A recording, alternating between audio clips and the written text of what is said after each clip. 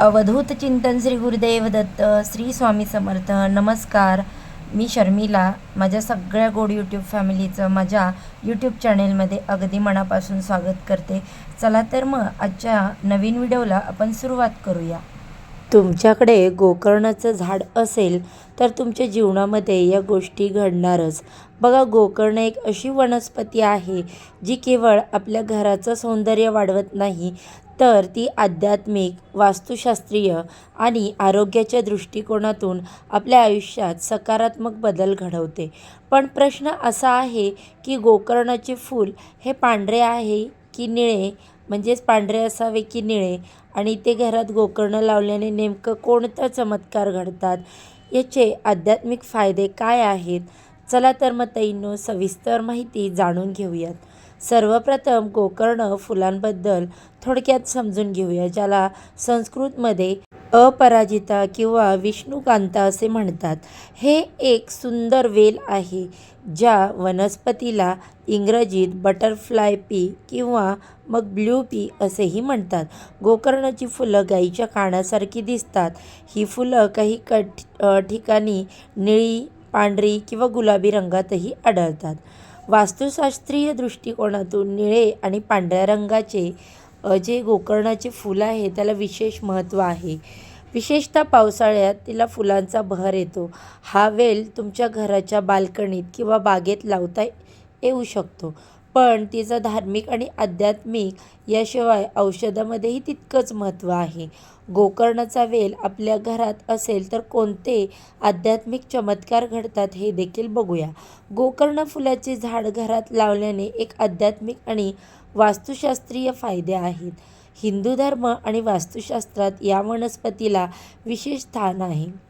यापैकी पहिले महत्त्व कारण म्हणजे त्यामुळे सकारात्मक ऊर्जेचा संचार होतो. वास्तुशास्त्रानुसार गोकर्णाचा वेल घरात लावल्याने घरामधील नकारात्मक ऊर्जा दूर होते आणि सकारात्मक ऊर्जेचा संचार घरात होतो. विशेषतः निळ्या रंगाचं गोकर्ण फूल घरातील वातावरण शुद्ध करतात आणि शांतता निर्माण करतात, आणि त्यामुळेच घरात राहणाऱ्या व्यक्तीच्या मनाला शांती मिळते आणि तणाव कमी होतो. दुसरी महत्त्वाची गोष्ट म्हणजे लक्ष्मी आणि श्रीहरी विष्णूंची कृपा देखील राहते, कारण गोकर्ण फुलांना विष्णुप्रिया किंवा कृष्णकांता असे म्हणतात, कारण ही फुलं भगवान श्रीहरी विष्णूंना अतिशय प्रिय आहेत. धार्मिक श्रद्धेनुसार निळ्या गोकर्ण फुलांनी भगवान विष्णू आणि माता लक्ष्मीची पूजा केल्यास घरात धन, वैभव आणि समृद्धी येते असं म्हणतात. विशेषतः अश्विन महिन्यात शुक्रवारी लक्ष्मीपूजनाला या फुलांचा उपयोग केला जातो. आता याशिवाय श्राद्ध काळात गोकर्ण फुलांचा उपयोग हा तर्पणासाठी सुद्धा केला जातो, त्यामुळे पूर्वजांच्या आत्म्याला शांती मिळते. तिसरी महत्त्वाची गोष्ट म्हणजे यामुळे आपल्या कुंडलीतील शनिदेवांची जी दशा असते ती शांत होते. गोकर्ण फूल तुमच्यासाठी वरदान ठरू शकते.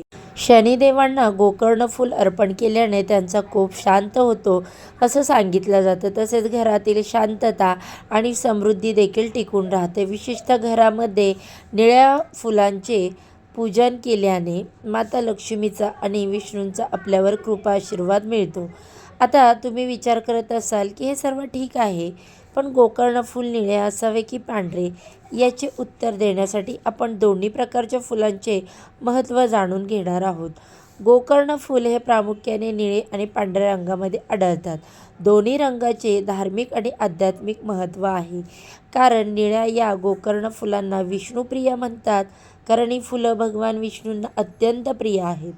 हिंदू धर्मातील फुलांचा उपयोग सुद्धा विष्णुपूजा, लक्ष्मीपूजा आणि शनिदेवांच्या पूजेत केला जातो.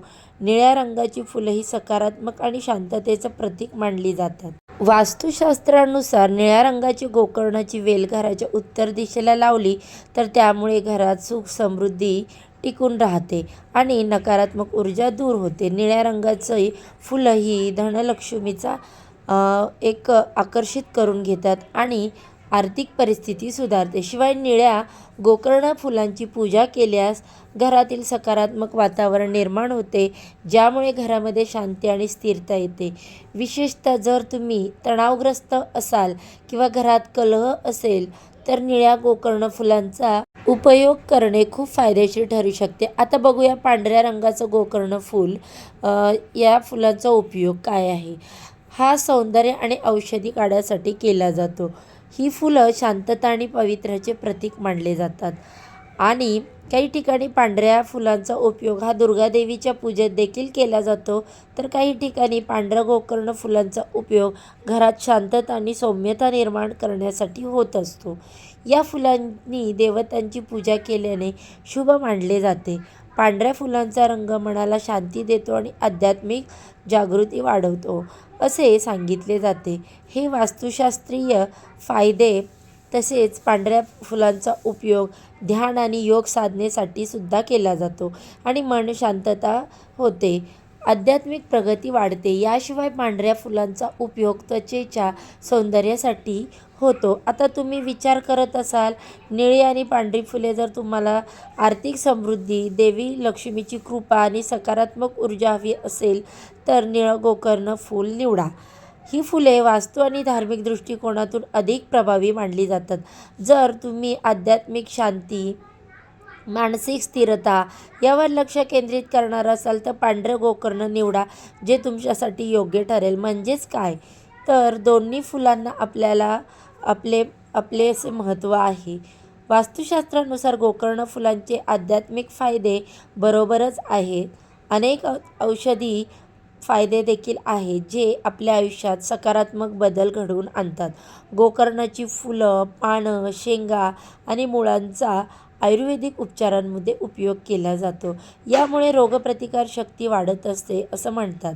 यासाठी गोकर्ण फुलाचा चहा किंवा काढा प्यावा असं देखील सांगितलं जातं. यामुळे सर्दी, खोकला आणि ताप यांसारख्या समस्यांवर मात करता येते.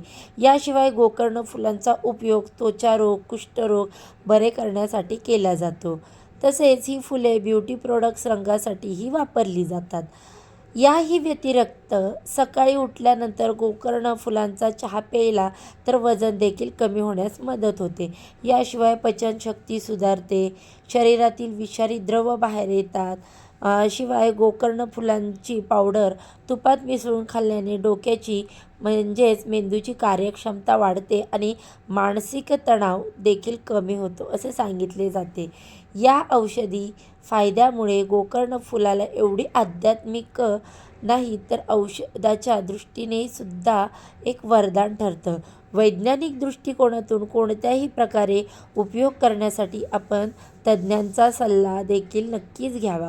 आता तुम्ही विचार करत असाल की गोकर्ण फुलाचे इतके फायदे आहेत की घरासमोर झाडे लावावी की नाही. वास्तुशास्त्रानुसार निळ्या गोकर्ण फुलांचा वेल उत्तर दिशेला लावावा, पांढऱ्या गोकर्ण फुलांचा वेल पूर्व किंवा ईशान्य दिशेला लावावा. या दिशेला लावणे शुभ अत्यंत मानले जाते.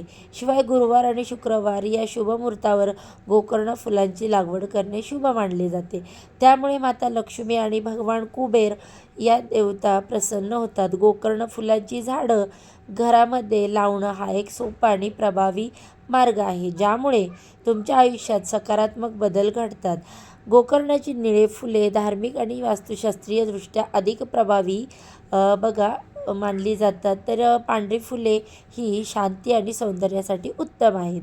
तुमच्या गरजेनुसार तुम्ही यापैकी कोणताही वेल नक्की निवडू शकता किंवा दोन्ही देखील लावू शकता, कारण हे झाड सहज तुम्हाला कुठेही मिळून जातं आणि पावसाळ्यात तर याची रोपं खूप ठिकाणी पाहायला मिळतात.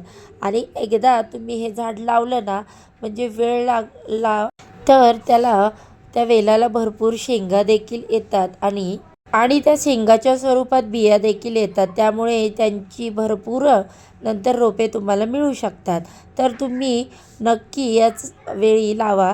तुम्हाला गोकर्ण फुलांचे हे फायदे कसे तुमच्या घरात गोकर्ण फुलांचा वेल आहे का आणि असेल तर तो कोणत्या रंगाचा आहे हे मला कमेंट बॉक्समध्ये नक्की सांगा.